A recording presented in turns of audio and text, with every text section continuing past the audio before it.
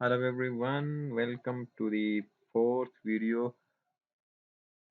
तो पिछले वीडियो में हम लोगों ने क्वेश्चन नंबर 90 तक किया हुआ था और आज जो है ना क्वेश्चन नंबर 91 से लेके क्वेश्चन नंबर 120 तक हम लोग कवर कर लेंगे। So question number 91 is pick up the correct statement from the following.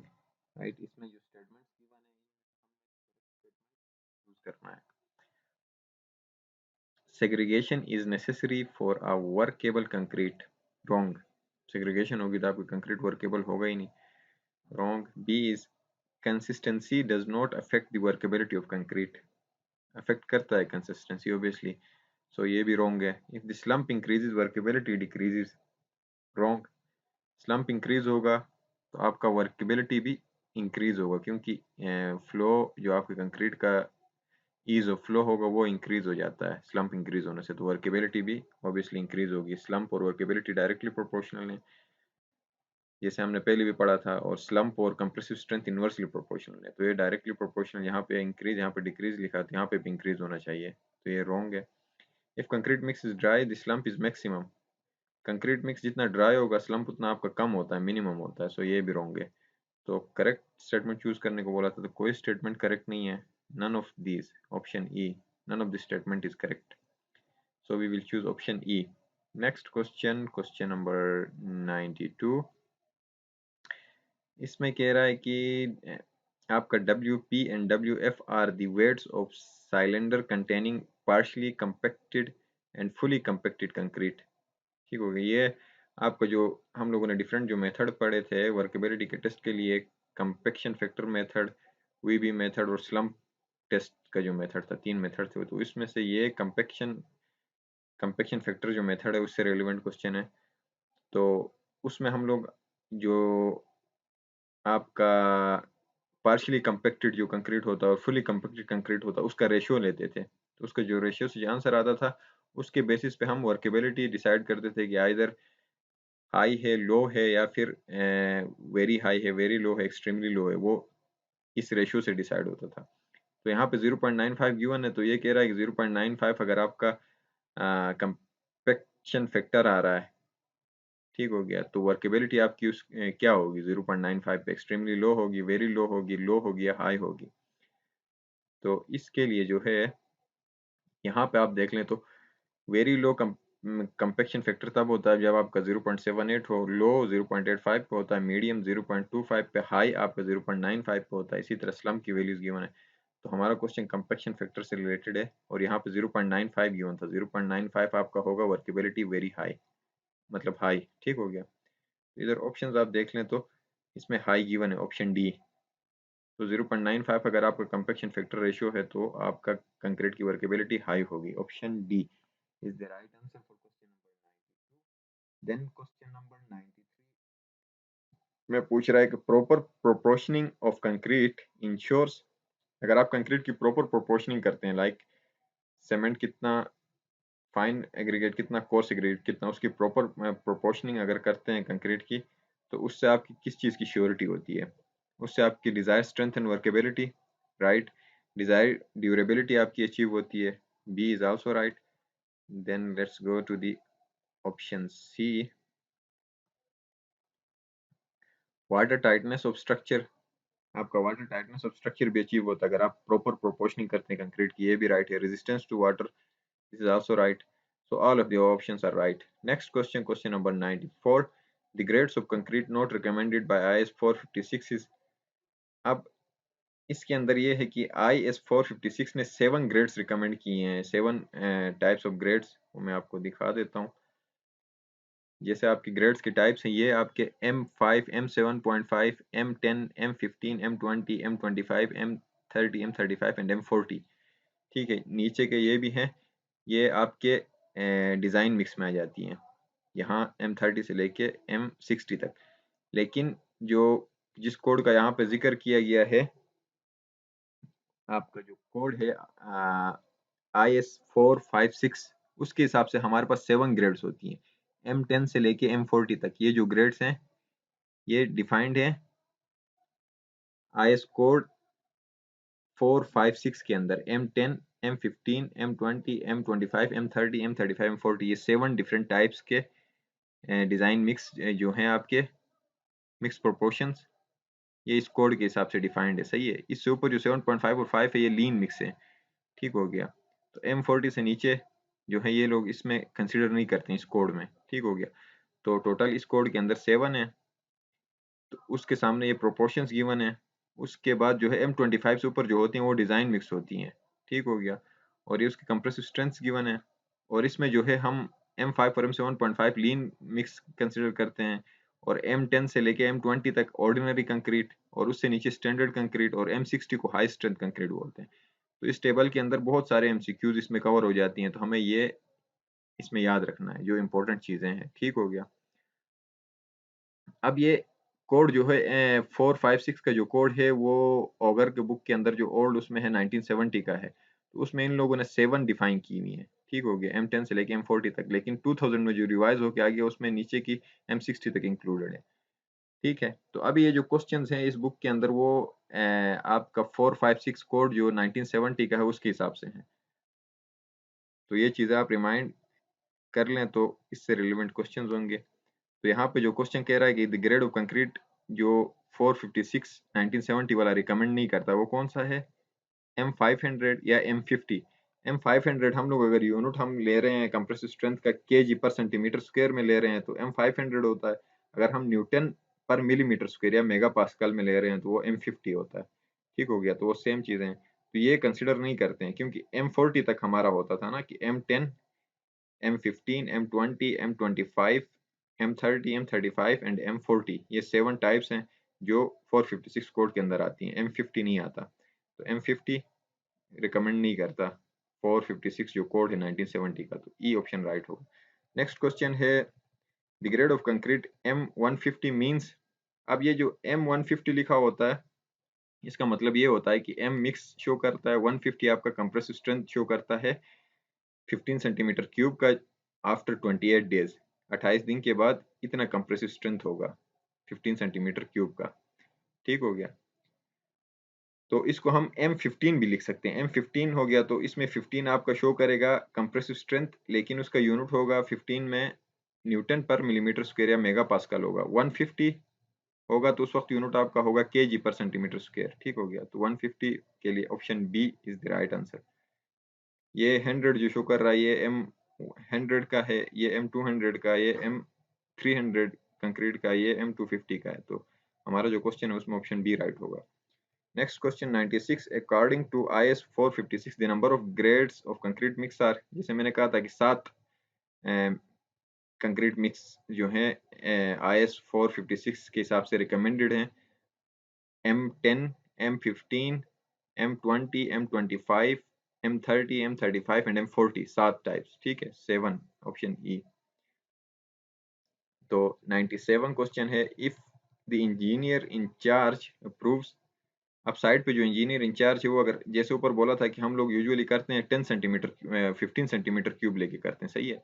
अगर साइड का जो इंचार्ज इंजीनियर है वो आपको बोल रहा है कि 10 सेंटीमीटर क्यूब पे आपने वर्क टेस्ट करना है कंक्रीट का, तो उस वक्त हम मैक्सिमम नॉमिनल साइज एग्रीगेट का कितना लेते हैं वो पूछ रहा है। वो कितने कितने सेंटीमीटर से एक्सीड नहीं करना चाहिए। तो हमारे पास जो ऑप्शंस हैं 10 centimetre, 15 centimetre, 20 centimetre, 25 centimetre and 30 centimetre. तो इसके लिए हम लोग 20 सेंटीमीटर से एक्सीड नहीं करना चाहिए आपको नॉमिनल साइज ऑफ एग्रीगेट, अगर आप 10 सेंटीमीटर क्यूब ले रहे हैं इंस्टेड ऑफ 15 सेंटीमीटर। तो option C is the right answer. Next question 98, pick up the incorrect statement from the following. इसमें से हमने इनकरेक्ट स्टेटमेंट चूज करना है। तो proportions of the material and water should be same as to be used at the work site, right? Option B, cement should be mixed by hand in order to maintain uniformity, right? क्योंकि जब हम test कर रहे होते हैं, preliminary test perform कर रहे हैं, क्यूब बना रहे होते हैं, तो उस क्यूब बनाते वक्त हम लोग मिक्सिंग हैंड से ही करते हैं, और हैंड से मिक्सिंग करने से क्या होता है आपकी यूनिफॉर्मिटी मेंटेन रहती है कंक्रीट मिक्स की। तो ये भी राइट है। सी कह रहा है concrete mix should be stored in air tight containers, ये भी राइट है। एयर टाइट कंटेनर के अंदर आप लोगों ने कंक्रीट को रखना है। डी कह रहा है concrete ingredient should be kept at temperature of 37 degree plus minus 2 degree Celsius, तो ये रोंग है। हाँ, 27 प्लस माइनस 2 डिग्री सेल्सियस होता है, नॉट 37। सो डी रोंग है, बाकी राइट हैं। तो इनकरेक्ट जो चूज करना है स्टेटमेंट, उसमें हम डी चूज करेंगे, D is incorrect. Next question 99, for preparing a test specimen it is necessary. अब जो हम टेस्ट स्पेसिमेन बनाते हैं कंप्रेसिव स्ट्रेंथ चेक करने के लिए वो बनाते हैं, उसके अंदर जो नेसेसिटीज हैं वो हमने चेक करनी है। इसमें से कौन कौन सी हैं? To mix cement and fine aggregate by dry hand. जब आप मिक्स कर रहे हैं हैंड से तो आपका हैंड ड्राई होना चाहिए सीमेंट और फाइन एग्रीगेट को। To mix coarse aggregate, coarse aggregate को भी प्रॉपर तरीके से मिक्स करना है, ये भी राइट है। To mix water to the cement fine aggregate and coarse aggregate, water cement fine aggregate और कोर्स एग्रीगेट को भी प्रॉपर तरीके से मिक्स करना है। टू ऑयल इनर सरफेस, और ये मिक्सिंग करने से पहले आपका जो मोल्ड होगा उसका इनर सरफेस जो उसको ऑयलिंग करना लाजमी है। And the base plate before placing concrete, concrete को प्लेस करने से पहले आपने मोल्ड को भी ऑयलिंग करना है इनर साइड पे, और बेस प्लेट का भी ऑयलिंग करना है। तो ये स्टेटमेंट भी राइट है। तो all of the above statements are right. Next question, question number 100। Question number 100 में आपसे कह रहा है कि the preliminary test is repeated if the difference of compressive strength. अब जो हम लोग थ्योरी की जो वीडियोस हैं उसके अंदर जो हम लोगों ने ये सारे टेस्ट जो हैं डिटेल में डिस्कस किए हैं, सही है। कंप्रेसिव स्ट्रेंथ टेस्ट के जो हम लोगों ने डिस्कस किया हुआ था उसके अंदर ये डिटेल में बोला था कि हम 3 क्यूब्स लेके टेस्ट करते हैं, ठीक हो गया। तो 3 क्यूब्स का टेस्ट करने के बाद आप क्या करते हैं, हर क्यूब का जो कंप्रेसिव स्ट्रेंथ आ रहा है रिजल्ट आएगा कंप्रेसिव स्ट्रेंथ टेस्ट मशीन के अंदर टेस्ट करने से जो कंप्रेसिव स्ट्रेंथ आएंगे 3 क्यूब्स के, उन सब का हम लोग एवरेज लेते हैं या डिफरेंस लेते हैं। तो वो डिफरेंस 15 केजी पर सेंटीमीटर स्क्वायर से ज्यादा नहीं होना चाहिए, एक्सीड नहीं करना चाहिए। एक्सीड किया तो फिर उसमें इश्यू है, हमें दोबारा क्यूब्स बनाने पड़ेंगे और दोबारा टेस्ट करना पड़ेगा, ठीक है। तो इससे कम होना चाहिए। तो ऑप्शन ई 15 केजी पर सेंटीमीटर स्क्वायर। Next is 101। अब ये तो आई थिंक हर बंदे को इसका आइडिया होगा कि हम RCC slab column beam walls etc में कंक्रीट का मिक्स प्रोपोर्शन क्या रखते हैं, रेशियो क्या रखते हैं सीमेंट फाइन और कोर्स एग्रीगेट का। तो हम 1:4 रखते हैं कॉलम्स स्लेब्स बीम्स के लिए। Option C is the right answer.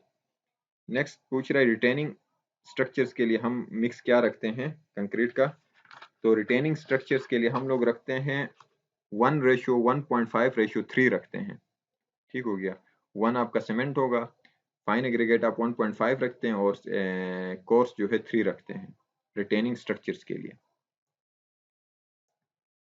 तो रिटेनिंग स्ट्रक्चर के जो ऑप्शंस हैं आपके पास, ये आपके ऑप्शंस हैं। तो ऑप्शन सी में गिवन है कि 1:1.5:3। So option C for retaining structures. Question number 103, the correct proportion of ingredients of concrete depends upon. अब ये जो करेक्ट प्रोपोर्शन होता है इंग्रेडिएंट्स का वो किस चीज पे डिपेंड करता है? बल्किंग ऑफ सैंड, इस पे भी डिपेंड करता है, वाटर कंटेंट पे भी डिपेंड करता है, आपका वर्केबिलिटी पे डिपेंड करता है, एब्जॉर्प्शन पे भी डिपेंड करता है, इन सब पे डिपेंड करता है। तो यहाँ पे ऑप्शन ई भी होना चाहिए था ऑल ऑफ अबव का, वो यहाँ पे गिवन नहीं है। और आंसर की के अंदर भी इन लोगों ने जो राइट ऑप्शन लिखा है ई लिखा है, हालांकि क्वेश्चन में ई मेंशन नहीं है और राइट आंसर है all of the above. Next question 104, if the depth of moist sand in a cylinder, एक साइलेंडर के अंदर मॉइस्ट सैंड है, उसका डेप्थ अगर 15 सेंटीमीटर है and the depth of the sand when fully inundated with water is. इधर यहाँ पे मेरे पास इस बुक में जो है मिस प्रिंटिंग है, यहाँ पे कोई यहाँ पे कितना सेंटीमीटर लिखा हुआ पता नहीं, ये मिट गया है ना यहाँ से, तो ये मुझे शो नहीं हो रहा। तो इस क्वेश्चन को मैं यहाँ पे स्किप कर रहा हूँ। जिसके पास बुक में ये प्रिंट नहीं मिटा हुआ है वो इसका जो राइट आंसर या सोल्यूशन कमेंट में शेयर करके बता सकता है विद रीजन। तो इस क्वेश्चन को मैं स्किप कर रहा हूँ 104 को। 105 जो है pick up the correct statement from the following, इसमें से करेक्ट स्टेटमेंट हम लोगों ने चूज करना है। तो करेक्ट स्टेटमेंट इसमें जो है ऑप्शन ए में आपको गिवन है the quality of water governs the strength of concrete, ये राइट है। आपकी वाटर क्वालिटी किस तरह है वो आपकी कंक्रीट की स्ट्रेंथ पे डिपेंड करता है। अगर फॉर एग्जांपल अगर हार्ड वाटर आप यूज कर रहे हैं जिसके अंदर कैल्शियम और कैल्शियम कार्बोनेट बाइकार्बोनेट्स मौजूद हैं तो वो आपके वाटर को अफेक्ट करेगा, राइट, कंक्रीट की स्ट्रेंथ पे अफेक्ट करेगा। तो क्वालिटी ऑफ वाटर मैटर करता है। Option A is right. Option B, the quality of water, quantity of water required for concreting depends upon the grading of aggregate and method of compaction. अब कोई भी आप concrete बना रहे हैं, concrete mix बना रहे हैं, तो उसके अंदर वाटर की क्वांटिटी कितनी चाहिए होगी, वो डिपेंड करेगा आपकी एग्रीगेट्स की ग्रेडिंग पे डिपेंड करेगा और आपकी मेथड ऑफ कंपेक्शन पे डिपेंड करेगा। ठीक हो गया, तो ये भी राइट है। 10% excess of water reduces the strength of concrete by 15%, और 30% एक्सेस हो गया तो 50% रिड्यूस करेगा। मतलब वाटर की जो प्रॉपर प्रोपोर्शन में रिक्वायरमेंट है उससे अगर 10% आप एक्सेस करते हैं तो आपकी कंक्रीट की स्ट्रेंथ 15% डिक्रीज हो जाती है। ठीक हो गया, रिड्यूस हो जाती है। और इसी तरह अगर 30% आप वाटर एक्सेस करेंगे तो कंक्रीट की स्ट्रेंथ आपकी 50% डिडक्ट हो जाती है, रिड्यूस हो जाती है या डिक्रीज हो जाती है। सारे स्टेटमेंट्स राइट हैं, तो we will choose option E. Next question 106, ordinary concrete is not used for concreting grade. अब इसमें ऑर्डिनरी कंक्रीट, अब जैसे मैंने दिखाया था आपको यहाँ पे, ये जो कंक्रीट मिक्स है 10, 15, 20 ऑर्डिनरी कंक्रीट में कंसिडर होती हैं। अगर आपका रेशियो M10, M15, M20 है, कुछ केसेस में M25 भी ऑर्डिनरी में कंसिडर करते हैं। उसके अलावा जो नीचे ये सारी हैं M55 तक ये आपके स्टैंडर्ड कंक्रीट होती है। ठीक हो गया, तो M20 या 25 तक ऑर्डिनरी होती हैं 10 से लेके। तो यहाँ पे क्वेश्चन जो गिवन है इसमें M10, M15, M20, M25 ये आपके ऑर्डिनरी के अंदर आती हैं, लेकिन यहाँ पे नॉट ऑर्डिनरी का है, तो M40 इज नॉट ऑर्डिनरी, ये आपके स्टैंडर्ड के उसमें आता है। M40 जो है आपका स्टैंडर्ड कंक्रीट में आता है। ठीक हो गया, तो ये टेबल काफी इंपॉर्टेंट है, इसके अंदर से बहुत सारे क्वेश्चंस बन जाती हैं आपके, कंप्रेसिव स्ट्रेंथ से रिलेटेड बन जाती हैं, डिजाइन आपका जो मिक्स प्रोपोर्शन का डिजिग्नेशन है इससे रिलेटेड बनती हैं, मिक्स प्रोपोर्शन के रिलेटेड बनती हैं। इसमें यह भी पूछा जा सकता है कौन सी लिमिट तक आपकी डिजाइन कंक्रीट होती है, उसके ऊपर आपका प्रोपोर्शन ऑलरेडी डिफाइंड होता है, और कौन सा डेजिग्नेशन जो है लीन में आता है, कौन सा डेजिग्नेशन ऑर्डिनरी में आता है, कौन सा स्टैंडर्ड में आता है, कौन सा हाई स्ट्रेंथ में आता है। तो ये टेबल काफी इंपॉर्टेंट है। तो इसमें जो है ordinary cement concrete not used is M40 या M400। M40 तब होगा जब यूनिट न्यूटन पर मिलीमीटर स्क्वायर में होगा, M400 तब कहेंगे जब यूनिट केजी पर सेंटीमीटर स्क्वायर में होगा। तो option E. Next question 107, for preparing ordinary concrete the quantity of water used is. अब जो ऑर्डिनरी कंक्रीट हम बनाते हैं ऑर्डिनरी में, जैसे आपका M10, M20, M15 और M25, तो वो जब बनाते हैं तो उसके अंदर वाटर की क्वांटिटी हम लोग कितना यूज करते हैं। ठीक हो गया, तो इसमें हमारे पास ऑप्शन है, पहला 5% by weight of aggregate plus 20% of weight by cement. इसमें जो राइट है हम डायरेक्ट राइट ऑप्शन को देखते हैं, ऑप्शन सी राइट है। इसमें हम लोग एग्रीगेट का 5% बाई वेट लेते हैं और सीमेंट का 30% बाई वेट लेते हैं।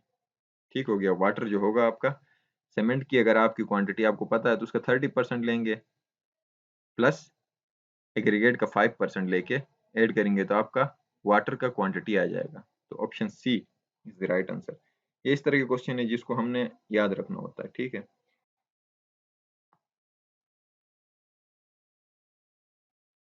नेक्स्ट क्वेश्चन 108,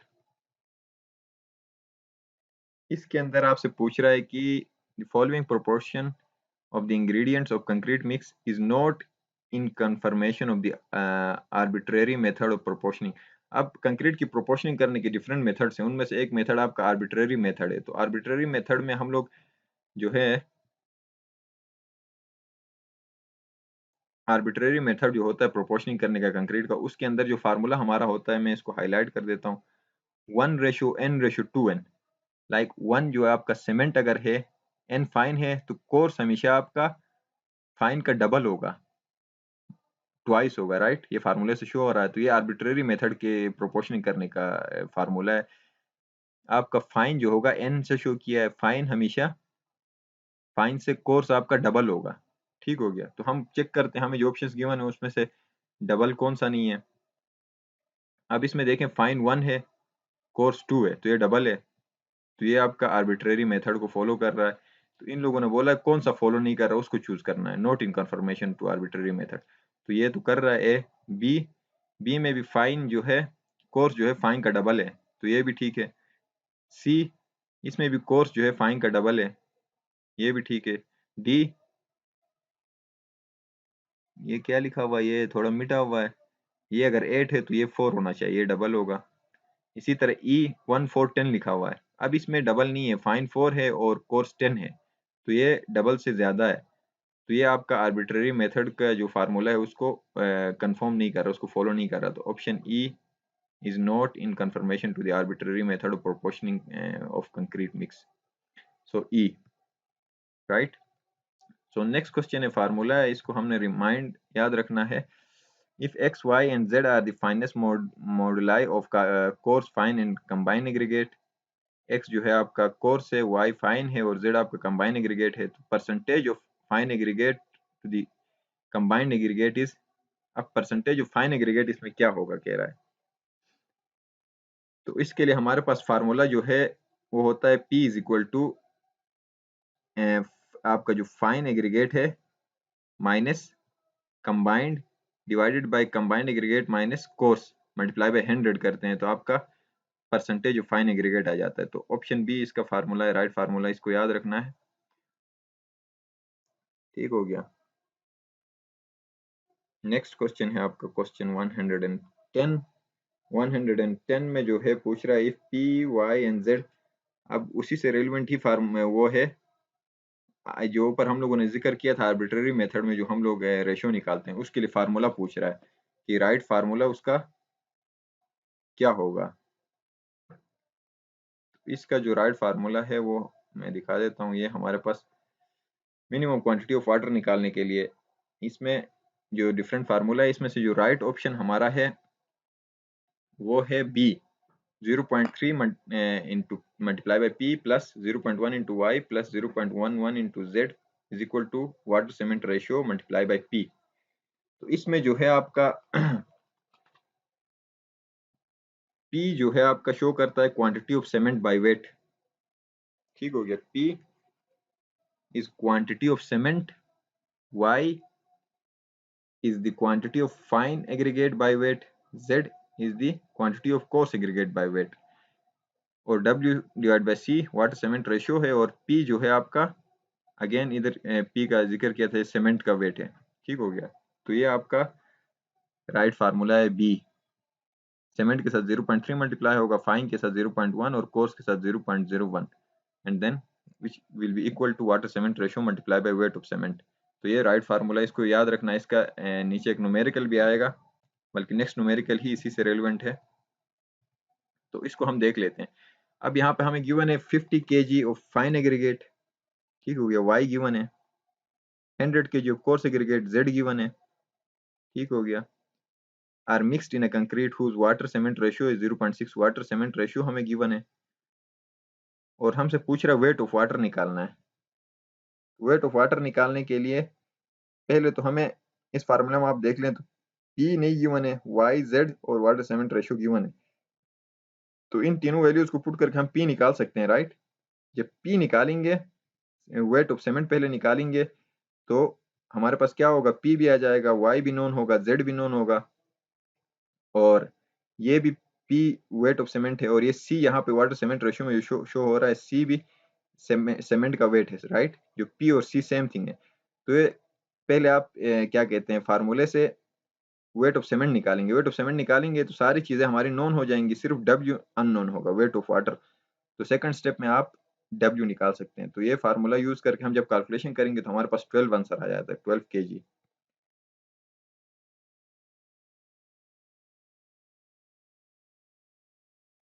इसका जो सॉल्यूशन है, इसको मैं एक काम कर लेता हूँ, इसके जो स्टेप्स हैं वो मैं फर्स्ट कमेंट में इसका सॉल्यूशन 111 का मैं पेस्ट कर देता हूँ, अगर समझ यहाँ पे नहीं आई तो.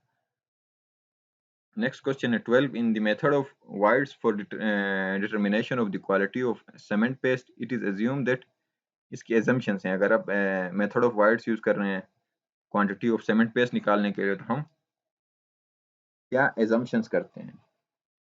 पहला है आपका voids in coarse aggregate are filled by fine aggregate, right है. ये एक एजम्पशन हम ये करते हैं कि कोर्स एग्रीगेट के अंदर जो वाइड्स हैं वो फाइन एग्रीगेट्स आपके फिल कर देती हैं, ये राइट है आपका. दूसरा आपका है voids in fine aggregate are filled by the cement paste, ये भी राइट है. Voids of fine aggregate is equal to the total voids in the coarse aggregate plus 10% extra. Fine aggregate के अंदर वॉल्यूम जो फाइन एग्रीगेट का volume है वो हमेशा इक्वल होगा कोर्स एग्रीगेट के जितने वाइड्स हैं उनको प्लस करेंगे 10% एक्स्ट्रा से, तो वो वॉल्यूम ऑफ फाइन एग्रीगेट के इक्वल होगा। ये assumption भी राइट है। Volume of cement paste required is equal to the total volume of voids in fine aggregate plus 15%। तो वॉल्यूम ऑफ सीमेंट पेस्ट जो होगा वो आपके वाइड्स का जो फाइन एग्रीगेट के अंदर जो वाइड्स होगा वॉल्यूम, वाइड्स का जो वॉल्यूम होगा उसको 15% एक्स्ट्रा से प्लस करेंगे। तो all of statements are right, option E. Next question 13, the ratio of various ingredients cement, sand and aggregate in concrete grade of M200। M200 की ग्रेडिंग पूछ रहा है। M200 के अंदर आपकी कंक्रीट की ग्रेडिंग क्या होती है? तो उसके लिए हमारी होती है 1:1.5:2। ठीक हो गया। नेक्स्ट क्वेश्चन है आपका 114। जैसे वो मैंने टेबल आपको शो किया था उसके अंदर ही यही चीजें, आपको टेबल के अंदर जो चीजें हैं सारी रिमाइंड रखनी है, उससे रिलेवेंट काफी क्वेश्चन आते हैं। 114 क्वेश्चन है, इसमें पूछ रहा है कि 1:3:6 रेशियो होगा तो उसको, उस मिक्स को हम ग्रेड जो कंक्रीट का मिक्स है उसको किससे उसकी डिजिग्नेशन क्या होती है, किससे शो करते हैं? तो 1:3:6 जो होता है उसको हम शो करते हैं M100 से या M10 से। ठीक हो गया, तो option A. Next question 15, pick up the incorrect statement. इसमें से हमने इनकरेक्ट स्टेटमेंट चूज करना है। Workability of concrete mix decreases with an increase in the moisture content.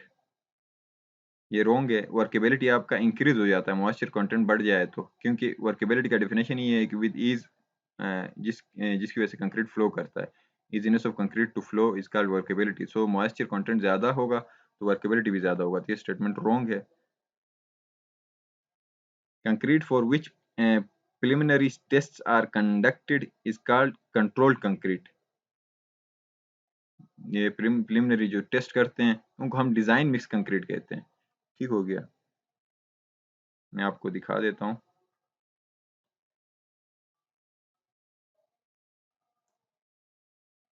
ये M30 से नीचे जो है इनको हम लोग डिजाइन मिक्स कंक्रीट कहते हैं। ठीक हो गया, कंट्रोल नहीं कहते हैं। तो ये भी रॉन्ग है। सी है, bulking of sand depends upon the fineness of the grains. जो सैंड के अंदर बल्किंग होती है वो आपका आपके जो फाइन एग्रीगेट्स हैं उनके ग्रेन्स पे डिपेंड करता है। मेरे हिसाब से ये स्टेटमेंट राइट है, रॉन्ग नहीं है, क्योंकि बल्किंग जो होती है आपका फाइन एग्रीगेट्स के ग्रेन साइज पे डिपेंड करता है। D, concrete mix 1:6:12 is used for mass concrete in pierce. Wrong है, ये रेशियो नहीं है। तो ई है ऑल ऑफ द अबव। अब बुक के की के अंदर all of the above given है। इनकरेक्ट स्टेटमेंट सारे इनकरेक्ट हैं बोल रहे हैं, लेकिन मेरे हिसाब से सी करेक्ट है, बाकी ए, बी और डी रॉन्ग है। Next question, shrinkage in concrete can be reduce by. Shrinkage जो होती है कंक्रीट के अंदर हम उसको कैसे रिड्यूस कर सकते हैं? श्रिंकेज को रिड्यूस करने के लिए लो वाटर सीमेंट रेशियो होना चाहिए, लेस सीमेंट इन कंक्रीट, या फिर प्रॉपर कंक्रीट मिक्स होना चाहिए, या फिर प्री सैचुरेटेड एग्रीगेट्स होने चाहिए। तो ये सारे फैक्टर्स आपके श्रिंकेज, कंक्रीट के अंदर जो श्रिंकेज उसको रिड्यूस करने के लिए आपको लो वाटर सीमेंट रेशियो रखना पड़ता है, प्रॉपर कंक्रीट मिक्स करना पड़ता है, लेस सीमेंट इन कंक्रीट रखेंगे तो श्रिंकेज कम होगी, क्योंकि सीमेंट जितना ज़्यादा होगा आपके कंक्रीट के अंदर श्रिंकेज होने की चांसेस ज़्यादा होती हैं। प्री सैचुरेटेड एग्रीगेट्स होने चाहिए। तो all of your statements are right. Next question, the 28 days cube strength of mass concrete using aggregate of maximum size 5 cm for gravity dams should be below 200 kg per centimeter square। अब 28 days के बाद जो cube strength हम ले रहे होते हैं और उसमें मैक्सिमम साइज हम 5 सेंटीमीटर रखते हैं ग्रेविटी डैम्स के लिए जो हम टेस्ट कर रहे होते हैं, जो क्यूब्स बना रहे होते हैं, तो उसमें उसका जो है स्ट्रेंथ जो है 200 kg पर सेंटीमीटर स्क्वायर से बिलो होना चाहिए, option D. Next question 18, while designing an air entrant concrete, air entrant concrete design करते वक्त हमें किन चीजों का ख्याल रखना है? Water cement ratio is reduced, water cement ratio reduce होना चाहिए, क्योंकि एयर इंट्रेंट कंक्रीट बनाने का मकसद ये होता है कि आपके कंक्रीट के अंदर एयर पोर्स होने चाहिए। ठीक हो गया, तो वाटर सीमेंट रेशियो उसमें हम रिड्यूस करते हैं, ऑप्शन ए राइट है। ऑप्शन बी आपका कह रहा है कि proportion of aggregate is reduced, aggregates के प्रोपोर्शन भी रिड्यूस करते हैं, ये भी राइट है। नेक्स्ट आपका है allowance of the entrained air is made, obviously entrained air concrete है तो उसके अंदर अलाउंस होगी इंट्रेंड एयर के लिए। Then strength of concrete is reduced, अब जो आपका जो होता है एयर इंट्रेंड कंक्रीट होता है उसका नेगेटिव पॉइंट ही ये होता है कि इससे आपका कंक्रीट का स्ट्रेंथ रिड्यूस हो जाता है। तो सारे स्टेटमेंट्स करेक्ट हैं, ऑल ऑफ द अबव। अब ये नेक्स्ट क्वेश्चन जो है 19 और 20 जो है रिलेटेड हैं आपके वेयर हाउस से। अब साइट पे या किसी भी कंस्ट्रक्शन साइट पे हम लोग सीमेंट को रिजर्व रखने के लिए या स्टोर करने के लिए वेयर हाउस बनाते हैं, तो उसकी डिफरेंट प्रॉपर्टीज हैं। तो यहाँ पे हम लोग सीमेंट रखेंगे उस वेयर हाउस के अंदर, यह है कि वो warehouse waterproof masonry wall से बना होना चाहिए, उनका जो वॉल्स होगा मेसनरी वॉल वाटर प्रूफ हो, रूफ भी वाटर प्रूफ होना चाहिए। Few windows which remain generally closed, windows ज्यादा नहीं हो, थोड़े बहुत विंडोज हो और वो भी क्लोज रहने चाहिए, ये भी राइट है। 15 centimetre thick concrete floor laid on a dry course of soiling, soling, जो जहाँ पे आपने सीमेंट बैग्स रखने हैं उससे नीचे पहले हम लोगों ने 15 सेंटीमीटर थिक कंक्रीट फ्लोर बनाना है, और वो भी on a dry course of soling, dry soling करनी है ड्राई कोर्स की, फिर उसके ऊपर हम लोगों ने 15 सेंटीमीटर थिक कंक्रीट फ्लोर बनाना है। तो all of the statements are right related to the ideal warehouse. Next statement भी इसी से रिलेटेड है वेयर हाउस से, तो इसमें से इनकरेक्ट स्टेटमेंट चूज करना है। Space between the exterior walls of a warehouse and bag pile should be 30 centimetre, ये करेक्ट है आपका। आपका जो एक्सटीरियर वॉल होगा वेयर हाउस का उसके और सीमेंट बैग्स का जो पाइल होगा उसके बीच में 30 सेंटीमीटर का डिस्टेंस रखना लाजमी है एटलीस्ट। और cement bag should preferably be piled on wooden planks, इस चीज को प्रेफरेंस देते हैं कि आप सीमेंट बैग्स आप नीचे एक वुडन पाइल प्लैंक रखें, उसके ऊपर फिर उसको उसकी पाइलिंग करें सीमेंट बैग्स की। Cement bags should be placed such that the bags of one layer does not touch the bags of the adjacent layer, मतलब उनको प्लेस इस तरह करें कि एक जो सीमेंट बैग का लेयर बना है वो दूसरे सीमेंट बैग के लेयर को एडजेसेंट लेयर को टच ना करे। Width and height of the pile should not exceed 3 metre, आपका जो एक सीमेंट बैग की एक जो पाइल बनाएंगे उसका जो है विड्थ 3 मीटर से ज़्यादा नहीं होना चाहिए, और हाइट जो है 2.7 मीटर से ज़्यादा नहीं होना चाहिए। तो ये सारे स्टेटमेंट्स राइट हैं, इन लोगों ने बोला इनकरेक्ट स्टेटमेंट चूज करो, तो कोई स्टेटमेंट इनकरेक्ट नहीं है, all statements are right, so we will choose E none of these. So question number 120 तक कवर हो गया, तो आज की वीडियो को यहाँ पे क्लोज करते हैं। तो नेक्स्ट वीडियो में 121 से लेके नेक्स्ट जो 30 क्वेश्चंस होंगे वो कवर कर लेंगे 150 तक। So see you guys in next video.